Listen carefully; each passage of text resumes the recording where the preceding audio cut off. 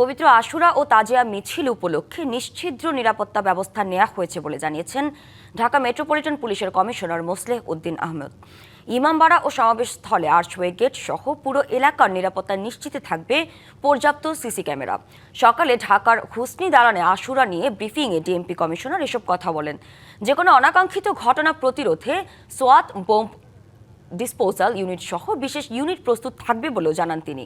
ইমামবাড়া থেকে ধানমন্ডি লেকে গিয়ে তাজিয়া মিছিল শেষ হবে। এসব রুটে কিছু ডাইভারশন থাকবে, তাই সড়কগুলো এড়িয়ে চলার অনুরোধ করেন তিনি।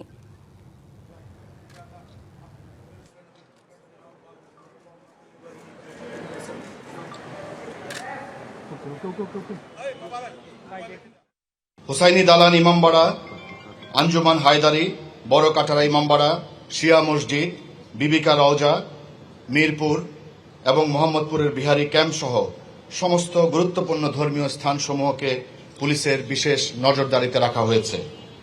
গুরুত্বপূর্ণ ইমামবাড়াগুলোতে সার্বক্ষণিক সিসিটিভি ক্যামেরার আওতাভুক্ত রাখা হয়েছে।